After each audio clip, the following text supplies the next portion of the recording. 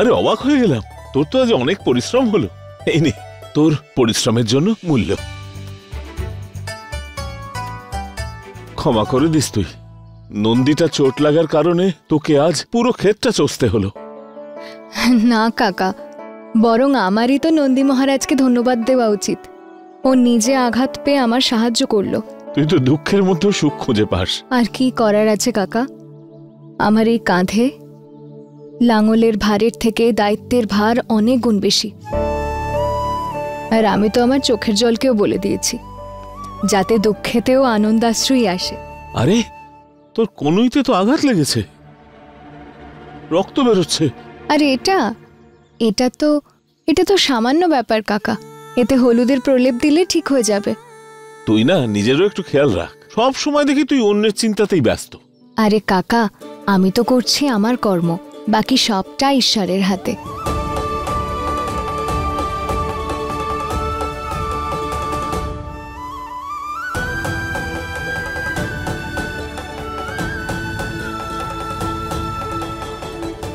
আজ মাকে রানীর মতো করে ডাল ভাত খাওয়াবো বাড়িতে। রাজপ্রাসাদ নেই তাতে কি, আজ নিজের বাড়িরই রাজকুমারী হবে এই গয়না। আমি বলেছিলাম না তোমাকে, ওরা তোমার অন্য কোথাও সম্বন্ধ দেখবে, আর সেটাই হচ্ছে। আরে আমি জানি, কিন্তু তুমি টেনশন করো না, জাস্ট রিল্যাক্স। আরে রিল্যাক্স কি করে রিল্যাক্স? যদি এরকমই চলতে থাকে তাহলে আমার বেস্ট ফ্রেন্ডের সঙ্গে তোমার বিয়ে হয়ে যাবে, আর জানু না বলে তোমাকে জামাইবাবু বলতে হবে। তুমি না একদম চিন্তা করো না, আমি আছি তো, আমি সবটা ঠিক করে দেবো। আমি আমার বাড়ির লোককে বুঝিয়ে বলবো, আর আমি পিসিকেও বলে দেবো আমার জন্য যেন কোনো সম্বন্ধ না দেখে। আমি শুধুমাত্র তোমার সঙ্গেই বিয়ে করব। আমাকে বিশ্বাস করো তো? হ্যাঁ। হ্যালো আয়ুষ্মান, আয়ুষ্মান, তুমি কিচ্ছু চিন্তা করো না, আমি সব কিছু ঠিক করে দেব। আমি আমার বাড়ির লোকদের বুঝিয়ে বলবো, পিসির সাথেও কথা বলে নেব, আমার জন্য যেন সম্বন্ধ না খোঁজে। আমি বিয়ে শুধু তোমাকেই করব, আমার উপর ভরসা আছে তো? আর আলিয়া, তুমিও অবুঝ আর বোকা মেয়ের মতো উত্তরে হ্যাঁ বলেছিলে, তাই না? মা তুমি কি বলতে চাও একটু পরিষ্কার করে বলো না। আমি যা বলতে চাইছি সেটা আমি এখানে লিখে দিয়েছি, এই যে। আর দেখলি তো তুই, আয়ুষ্মান তোর মন ভোলানোর জন্য একদম সেই সব কথাগুলোই বলেছে যেগুলো আগে থেকেই আমি এখানে লিখে রেখেছি। আমি জানি যে তোরা 2 বছর ধরে একজন আরেকজনকে পছন্দ করিস, কিন্তু মা এই কথাটা শুধু আমি জানি, ওদের পরিবার না। হ্যাঁ তো বলে দেবে, এত চিন্তা করছো কেন? কবে বলবি? দেখ মা, তোর হয়তো শুনতে ভালো লাগবে না, কিন্তু ওদের বাড়ির সবাই একই রকম ঠকবাজ। ওরা শুধু সবাইকে ঠকাতে জানে। প্লিজ মা। মা আমার কথাটা শোন, আমরা যদি ওদের এইভাবে সুযোগ দিই তাহলে ওরা এইভাবে আমাদের ঠকাতেই থাকবে। না মা, আয়ুষ্মান একেবারেই অন্যদের মতো নয়, ও আমাকে নিয়ে ভাবে। আমি ওকে সত্যিই খুব বিশ্বাস করি। প্লিজ স্ট্রেস নিও না, প্লিজ। আলিয়া,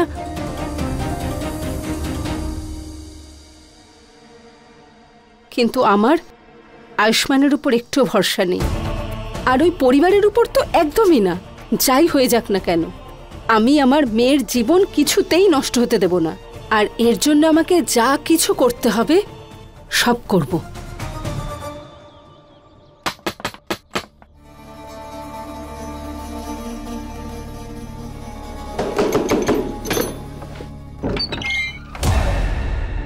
শাশুড়ি মা প্রণাম। আরে আরে ঠাকুমা প্রণাম, কেমন আছেন? আমি তো এটাই ভেবেছিলাম যে তুমি আর আসবে না। আরে কিভাবে আসবো না আমি? কি সব বলছেন আপনি? আপনাদের সঙ্গে সম্পর্ক জুড়তে চলেছে আর আমি আসবো না? আরে এই গ্রামের প্রধান আমি, আর প্রধান হওয়ার জন্য আমারও তো কিছু কর্তব্য আছে, তাই না? কিছু দায়িত্ব আছে। সেই জন্য পুরো ওই আনাজের যে পুটলিটা ছিল সেটা আমি এভাবে এভাবে এভাবে এভাবে ছড়িয়ে দিয়েছি। কিন্তু আমার মনটা দেখুন, অন্তরটা দেখুন, একটা পুটলি ফেলে দিয়েছিলাম, পুরো বস্তা ভরে নিয়ে এসেছি। এগুলো আমাদের জন্য? আর না তো কার জন্য? তুমি সুখী হও বাবা, সুখী হও।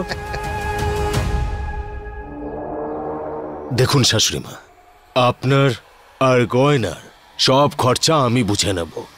ডাল রুটি খাওয়ার দিন চলে গেছে, ডেইলি 56 খানা ভোগ বানানেবার। বুঝতে পারছেন তো নাকি? কি ঠিক তো? আমি শুধু বলছিলাম যে আপনারা গয়নার ভীষণ কাছের মানুষ।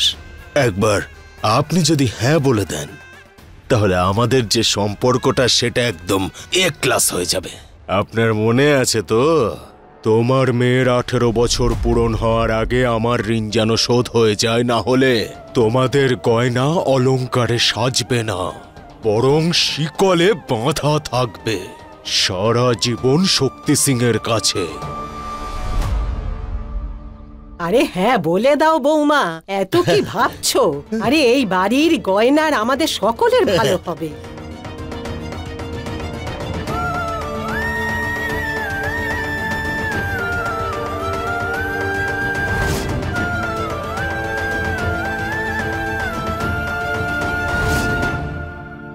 এটা আপনার মহত্ব যে আপনি আমাদের সাহায্য করতে চান, কিন্তু আমার দিক থেকে না।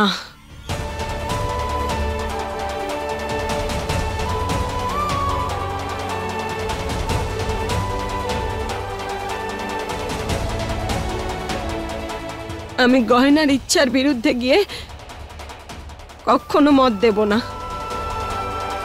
মা,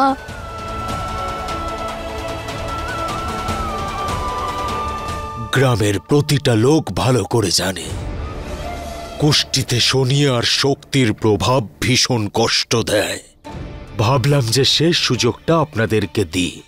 এখনো পর্যন্ত আপনারা আমার ভালোবাসা দেখেছেন, এবার পাওয়ার দেখবেন।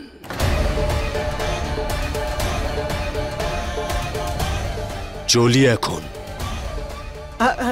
বাবা, আরে বাবা শোনো, বাবা শোনো, যেও না বাবা। বাবা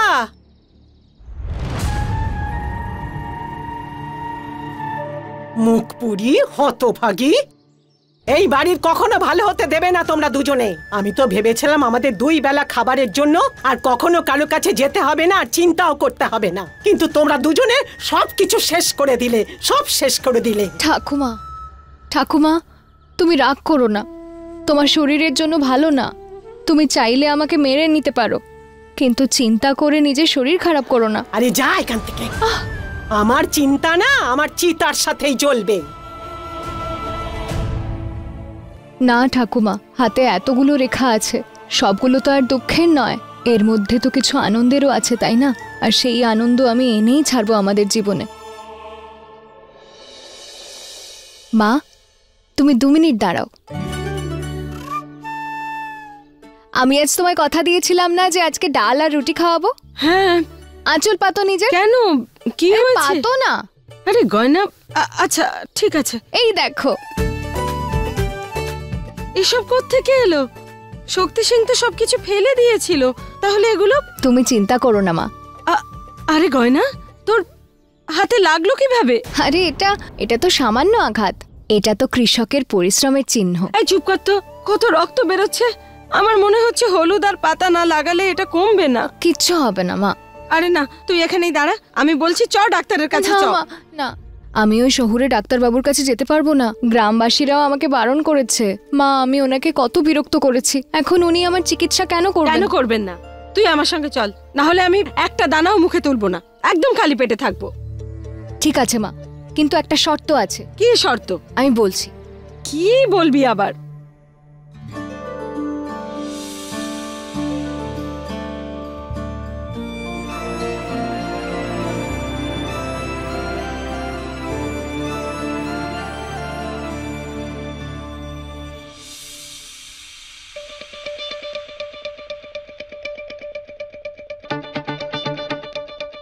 চলো, এখানকার নোংরা তো পরিষ্কার হলো। এবার 1 সপ্তাহ পর যখন বাড়ি যাব, তখন আলিয়ার মনে যে ভয়টা রয়েছে যে আমার সম্বন্ধ অন্য কোথাও হয়ে যাবে, সেটাও দূর করে দেব।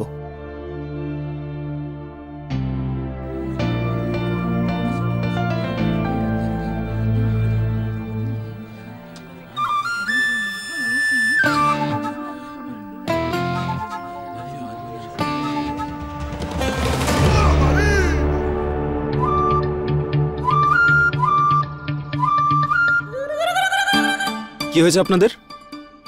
কারোর কোনো সমস্যা হয়েছে? কেউ কি দেখাতে এসেছেন? কেউ দেখাতে আসেনি, কারোর কোনো অসুখ নেই। আমরা তো শুধু আপনাকে দেখতে এসেছি। মানে কে কে আছে আপনার বাড়িতে? আপনার কোনো রোগ নেই তো? যেমন ওই মির্গি। আপনি কোন শহর থেকে এসেছেন? আরে আপনার কোনো ভাই বোন আছে? কত টাকা ইনকাম করেন? ঘরটা আপনার নাকি ভাড়ার?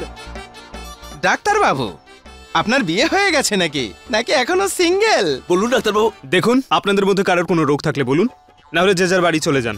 আরে কিরকম অদ্ভুত লোক এই গ্রামের। এমন সব প্রশ্ন করছে যেন আমার কুষ্টি বার করবে ওরা, আর এমন ভাবে তাকাচ্ছিল যেন আমি অষ্টম আশ্চর্য। ড্যাম ইট, কোথায় ফেসে গেলাম আমি?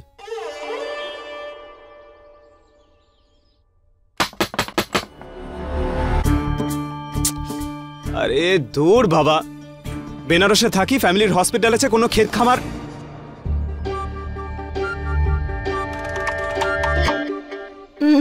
নমস্কার ডাক্তার বাবু, আপনি ঠিক আছেন তো?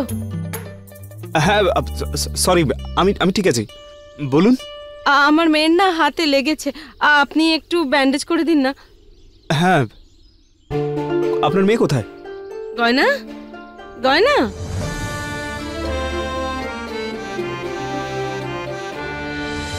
কোথায় আঘাত লেগেছে?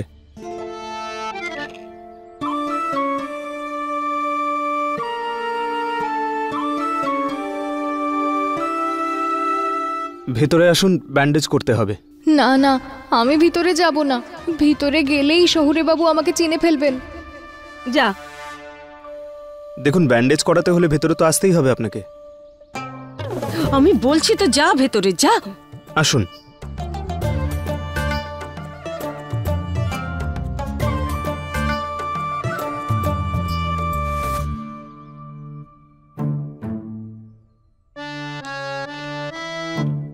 আপনি ঘুমটাটা সরান। এই শহুরে বাবু করছেনটা কি?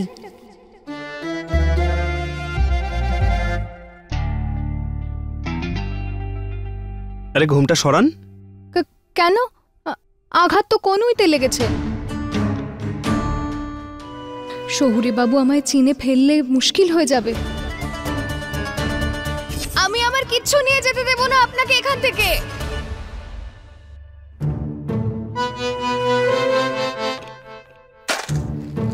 আমি জানি আঘাত কোনুইতে লেগেছে, কিন্তু আপনার চোখটা দেখতে হবে, তাতে বোঝা যাবে আঘাতটা শুধু বাইরে লেগেছে নাকি ভেতরেও লেগেছে। সরান এটা।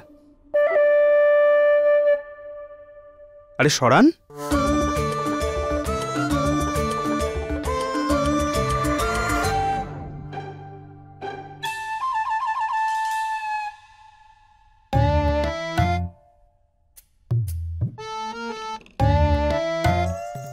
আরে চোখ না খুললে আমি দেখবো কিভাবে? এত আলো ফেললে কি করে তাকাবো?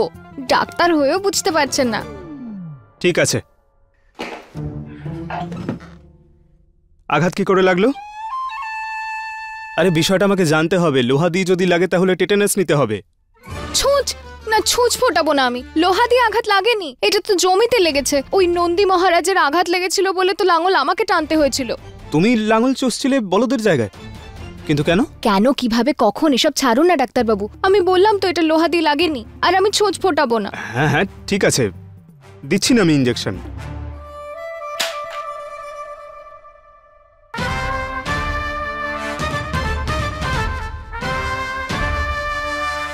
আর এই নিন আপনার গাড়ির চাবি।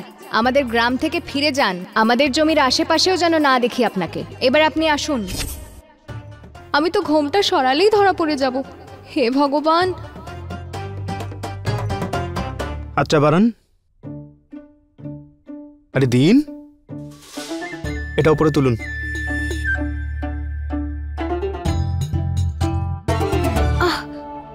হ্যাঁ, একটু জ্বালা করবে এটায়।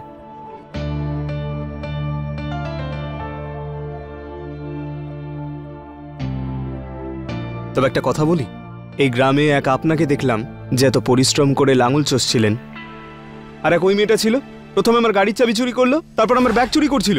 এক নম্বরের চোর ছিল মেয়েটা, আর নির্লজ্জ। এক তো চুরি করেছিল, তারপর গলাবাজি করছে। দেখুন না, একই গ্রামের দুটো মেয়ের মধ্যে কত পার্থক্য। ও চোর মেয়েটার আপনার থেকে কিছু শেখা উচিত। দিন হাতটা বাড়ান। আরে দিন না, এক্ষুনি ঠিক হয়ে যাবেন আপনি। আরে আজকে ব্যাগ চুরি করছে, কালকে লোকের বাড়িতে ঢুকে চুরি করবে, তারপর ব্যাংক ডাকাতি করবে, তারপর তো জেলে চলে যাবে ও। আর শুধু তাই নয়, ওর ভুলও স্বীকার করেনি, আমার সঙ্গে ঝগড়া করছিল, তারপর মুখে টাকা ছুড়ে পালিয়ে গেল। আরে ঝগড়া তো আপনিও করেছিলেন, টাকা আপনিও দিয়েছিলেন, টাকার রোয়াব দেখাচ্ছিলেন, যেমন দেবেন সেরমই পাবেন। তুমি? হ্যাঁ আমি। ওই চাবিটা নিয়েছিলাম ব্যাস। ব্যাস কি? এটা মজা ছিল। আমার সব মজা একদম পছন্দ না। আর আমার আপনাকে পছন্দ না, অহংকারী ডাক্তারবাবু। অহংকারী? হ্যাঁ, এমনিতেও আমি এখানে আসতে চাইনি, সে তো মা জোর করলো তাই আসতে হলো। ভাবলাম সকালে যা কিছু করেছি তার জন্য আপনার কাছে ক্ষমা চাইবো, কিন্তু না, আপনি তো এক নম্বরের অভদ্র মানুষ। দরকার নেই আপনার ওষুধের, আমি যাচ্ছি।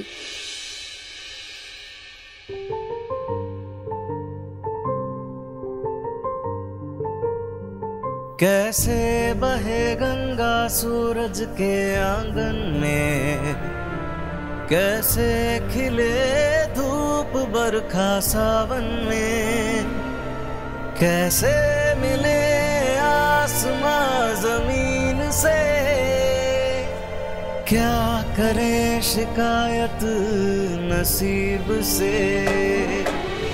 आग और पानी सा अपना किस्सा है, तू हमारी कहानी का आधा हिस्सा है।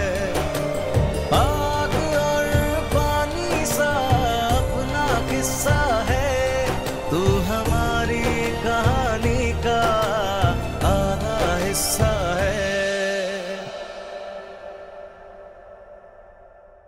যেতে হলে যাও, আমার কোনো শখ নেই তোমাকে আটকে রাখার, কিন্তু আমি এখানে একজন ডক্টর, আর যতক্ষণ আমার কাজ শেষ হচ্ছে ততক্ষণ পেশেন্টকে যেতে দিতে পারি না। বসো এখানে, বসো।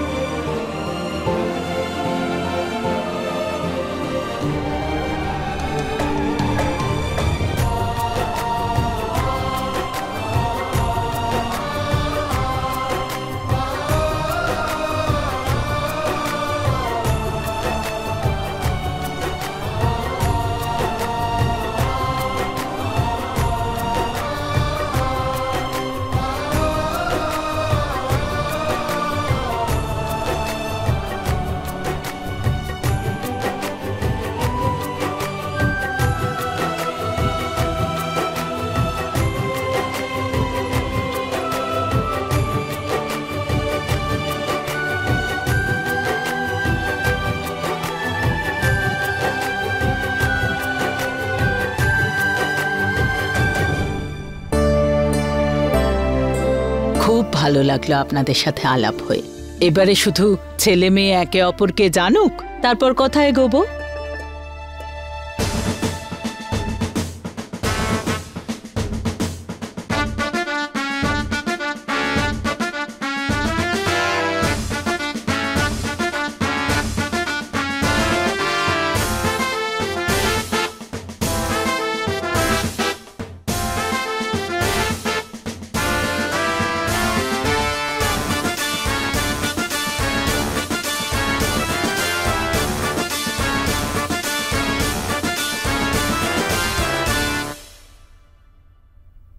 ডক্টর উর্বশী, আপনি এখানে আর এইভাবে? আসতেই হলো আপনার সাথে কথা বলার জন্য। কথা আমার সঙ্গে? সে তো হাসপাতালেও বলতে পারতেন।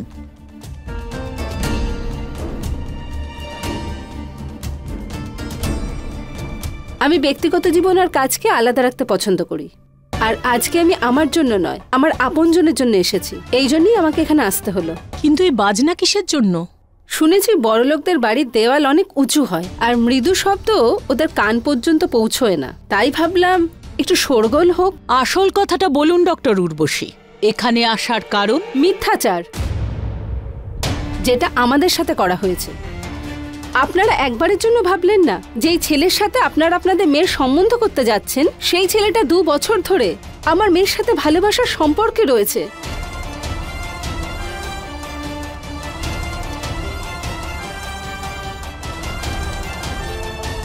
ডক্টর উর্বশী, আপনি যা বলছেন ভেবেচিন্তে বলুন। ডক্টর রাঘব, প্লিজ আপনি আমাকে বোঝাতে আসবেন না।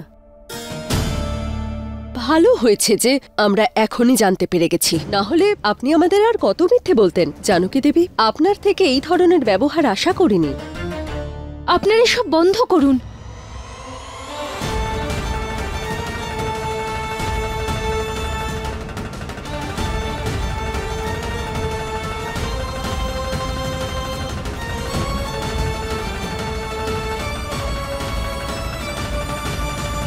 মা চলো এখান থেকে। হয়ে গেছে মা।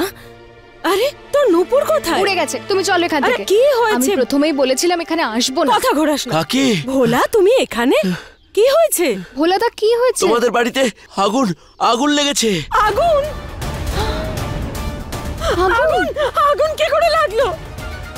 দেখুন, আপনি আমার থেকে বয়সে বড় আর আমি আপনাকে সম্মান করি, কিন্তু পিসির সঙ্গে আপনার এভাবে কথা বলা উচিত হয়নি। আর যদি আয়ুষ্মান আর আমার কথাই বলেন, তাহলে ছোটরা তো এমনটাই করে, ভালোবেসে ফেলে কিন্তু মা বাবাকে বলতে পারে না। এতে মা বাবার তো কোনো দোষ নেই, তারা তো নিজের সন্তানের ভালোই চান। হতে পারে আপনার মেয়েও কাউকে পছন্দ করে, কিন্তু আপনাকে বলতে পারছে না। সে তো ঠিকই বলেছ, এসব কথা মা বাবা আজকাল সবার পরে জানতে পারে। ক্ষমা চাইছি জানকী দেবী, আমাদের অনুমতি দিন, আমরা আসি। চলো।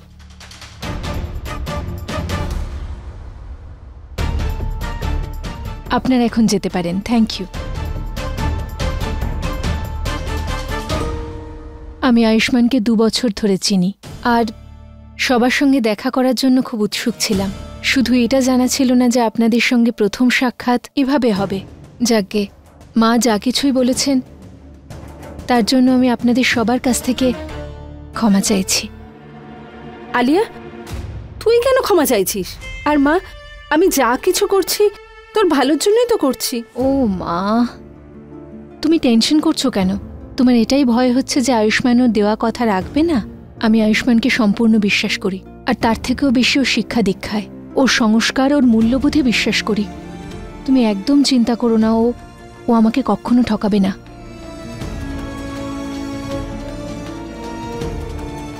সরি আপনাদের এভাবে ডিস্টার্ব করলাম, আমরা আসছি। মা,